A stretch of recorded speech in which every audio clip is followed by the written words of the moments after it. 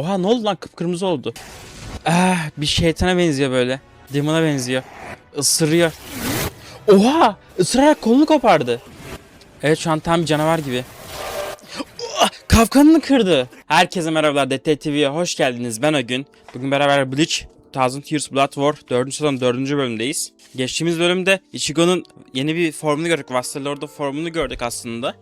Vassal formuna benzer bir formunu gördük. Bakalım bize yenilikler neler sunacak. Daha kontrollü ama Vassal formu tamamıyla Ichigo kendi kayıt şu şekilde savaşıyordu Ulkera'ya karşı. Şimdi daha kontrollü Hollow güçlerini artık, yani kendi kılıcının güçlerini ele aldı. Bunun için kontrol edebildiği için de ayrı bir seviyeye çıktı. Bu güzel iyi. Yavaşça büyük bir mücadele göreceğiz gibi geliyor bu bölüm. Evet başlayalım. İyi seyirler dilerim. İki teke ruh kralını oylamak için kendini mi feda ediyordu? Öyle bir şeydi. Ruh kralının yerini almak için kendini feda ediyordu, evet. Evet, Ukiteke'nin artık gücü bitiyor yavaş yavaş. Kendini feda ediyor adam. Kahramanımız. Böyle bir sıkıntı var işte. Birisinin ruh kralının yerini alması lazım. Çünkü 3 alemde yok olacak diğer türlü, evet. 3 alemde yok olacak bu geçişe. Kembeçilerden kalıncadan devam ediyoruz. Evet, mantığa aykırı bir yetenek. Yani kılıcınla uğraşmadan ama kalkanı da var, yani nasıl yapacaksın? Çok iyi bir savunması var. Kesinlikle nedense bu ikisi birbirine çok benziyor, evet. Savaşçı ruhu bakımından ya. Savaşçı ruhları var ikisinde. Onun için ortak paydadalar.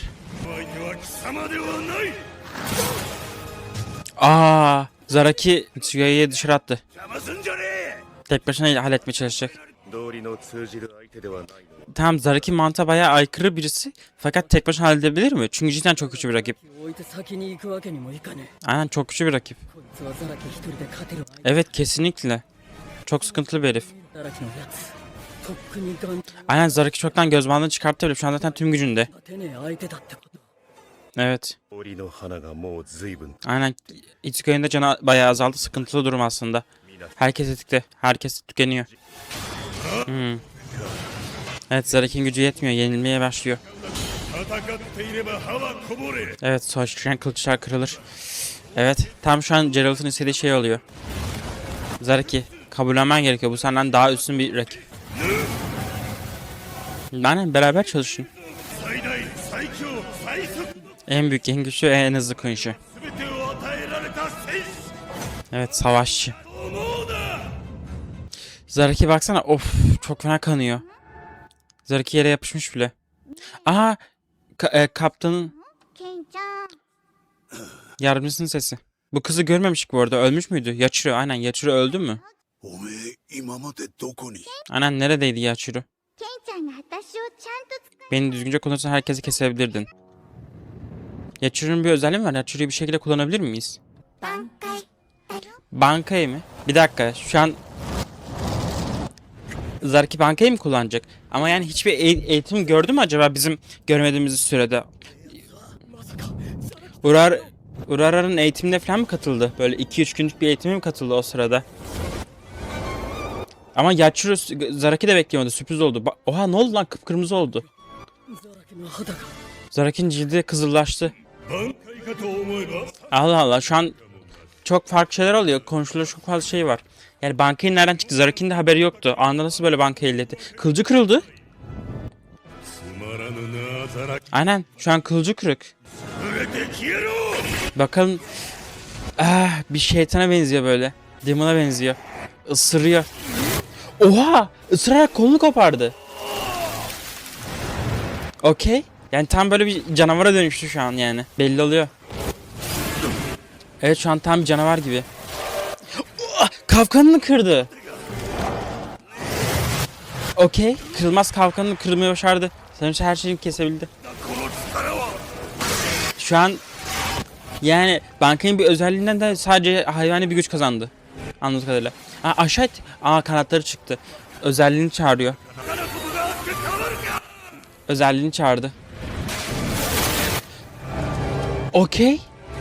Bir dakika. Geralt'ı bu kadar kolay mı halletti? Geralt'ı ikiye ayırdı. Bir şey söyleyeyim. Belki de bunu kaptan hakladı ve yani o kadar böyle anında akladı ki yani. Hiç böyle beklemiyorduk. Bir dakika içerisinde Geralt'ın icabına baktı. Mucizenin icabına baktı. Yere kadar hayattaymış. Kenpachi ile ilgili konuşacak çok fazla şey var. Bunu sonlara saklıyorum. Şu an sadece seyredelim, zevkini çıkartalım ama bayağı sürprizlerle dolu. Yani şu an kendini kontrol edemiyor gibi de belki de. Normalden daha zor olacak gibi duruyor. Evet, kesinlikle. Şu an sanki kontrolü kaybetmiş gibi de duruyor. Aa, Geralt diriliyor ama tekrar. Geralt ölmemiş. Diriliyor. Yetmemiş. Aha, o çağırmaz çan sesleri. Sanki o kanatlara ulaştığında çan sesleri geldi diye düşünmüştüm ama esas şimdi geliyor. Ulan tam Kenpachi çok farklı duruyor ama Geralt da... Bu ne oğlum? Siro atıyor Geralt. Evet. Kenpachi ama yedi. Abi inanılmaz bir savaş ama yani çok kısa anda oluyor yani her şeyi yakalayamıyoruz. Tanrı'nın asıl savaşçısı. Wow. Zaraken'in zaten bankasına böyle bir şey bekledik ama bankasını göreceğimizi düşünmüyordum. Ya çünkü eğitime tabi tutulması lazımdı. Gücünü biraz fazla salmışım. Bir şey söyleyeceğim, acaba kılıcı mıydı bunca zaman? Kenpachi'nin. Çünkü kılıçlar normalde formluyor ama insan formunda hiç kılıç görmemiştik. Acaba belki de kılıcı olabilir direkt. Kenpachi'nin bunca zamandır ama gücünü biraz fazla salmışım deyince sanki öyle bir şey uyandırdı ona. Bende. Bir dakika. Bu çiçekleri son bu çiçeğe döküldüğünde ne oluyor? Nihayet ne oluyor? Abi bir dakika, bu da farklı bir şey abi. Burada da başka bir şey var. Şu an Hitsuga'ya hep biz şey diye düşünüyorduk. Bu zaten kendisi söylememiş miydi? Hitsuga'nın bu çiçekleri yıkılınca ölüyor diye biliyorduk biz. Yani onlar ekstra canı gibi diye söylenmişti sanki bize. Bunlar aslında engelleyici miymiş? Biraz büyüyorum. Oha, harbiden büyüdü lan. Harbiden büyüdü yani, yetişkin birisine benziyor. Mankenin ekstra bir özelliği varmış. Bizim bilmediğimiz bir şey. Okey, bu da sürpriz oldu açıkçası bize.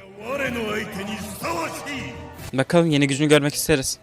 Şu an kanatları yok. Buzdan kanatları. Neyi var peki? Oo, direkt Hitsuga'ya doğru bir ok gönderiyor. Yayını çekti. Kunshi'yi. Çoktan dondurdu bile. Hitsuga'ya yani bu yeni formu inanılmaz güçlü duruyor. Yani Zarakin başaramadığı şeyi başardı şu an. Bir nevi. Ama yetmedi. Şu an son mücadelelerini de veriyor Geralt. Zaraki geldi ama tekrar. Aha, donmaya devam ediyordu, evet. Aha, tam Byakuya son vuruşta Byakuya yapıyor. Yani üç kaptanın bütün mücadeleleri sonunda.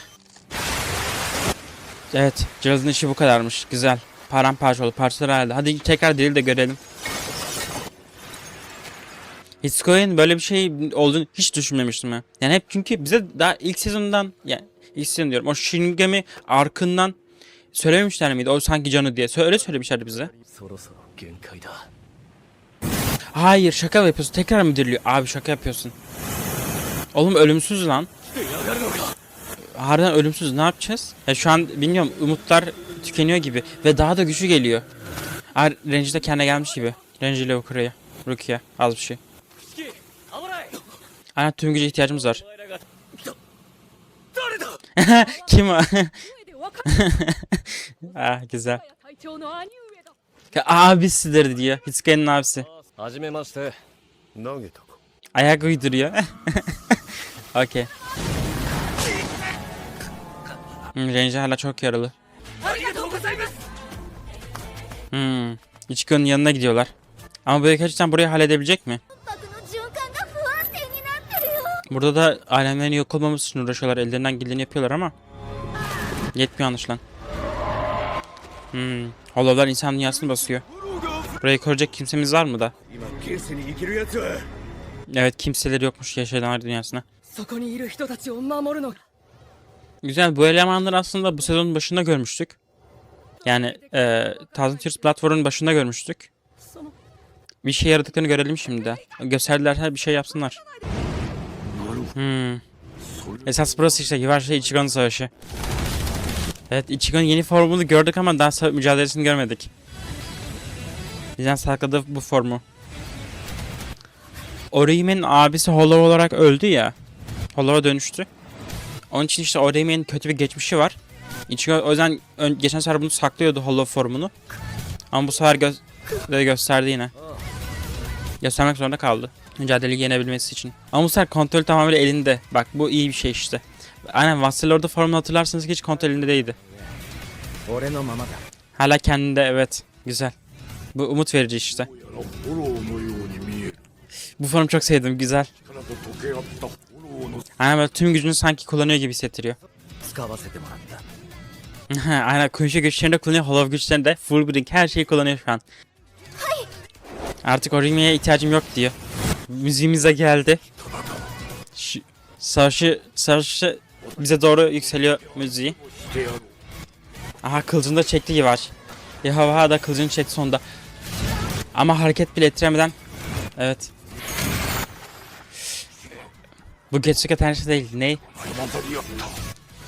Zero. Getsuga Tensei ile birleşmiş Zero. Okey.